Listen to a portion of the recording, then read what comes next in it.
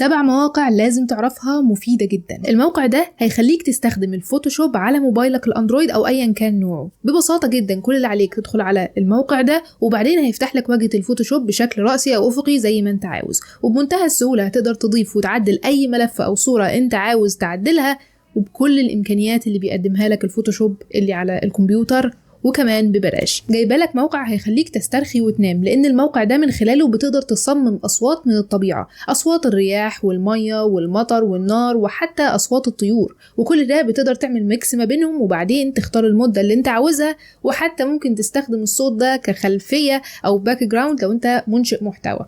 باختصار شديد كل اللي عليك تدخل على الموقع ده وبعدين تختار الاصوات اللي انت عاوز تصمم منها الصوت والمدة اللي انت عاوزها، وبمنتهى السهولة تقدر تحمل الملف الصوتي ببلاش. الموقع ده ممتاز ببلاش، بيسمح لك انك اول ما تنزل فيديو مثلا على اليوتيوب بينشر الفيديو ده تلقائيا على الفيسبوك وعلى تويتر وعلى التليجرام وحتى على الانستجرام. كل ده ببلاش، بمجرد ما تعمل حساب عليه بيدي لك كل المميزات دي، وانت بتقدر تنظم وتختار ايه اللي يحصل لما انت تعمل ايه. الموقع ممتاز جدا ومجاني وفي منه خدمات مدفوعة. كل اللي عليك تدخل على اللينك ده وتكمل الخطوات براحتك.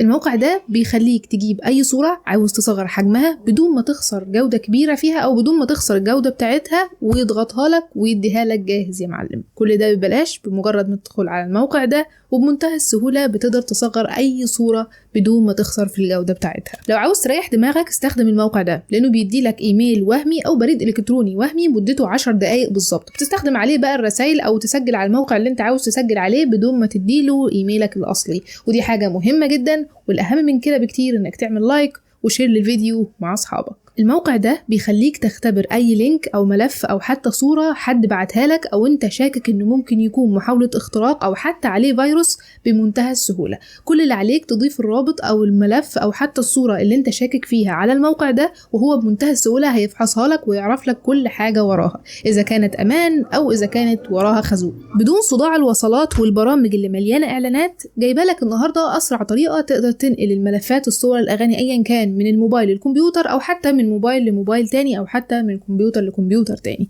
باستخدام برنامج او موقع سناب دروب. سناب دروب بمنتهى السهولة هتدخل على الموقع على البي سي بتاعك وتنزل التطبيق الخفيف جدا واللي ما فيهوش اعلانات خالص على موبايلك الاندرويد او حتى الايفون، وبعدين تختار الجهاز اللي انت عاوز تبعت له الملفات بتاعتك، وبمنتهى السهولة هتقدر تبعت او تستلم الملفات زي ما انت عايز. بس الاهم من كده اللايك والشير للفيديو عشان يوصلك كل جديد، او ما تنساش تشترك في القناة عشان يوصلك كل جديد برضه.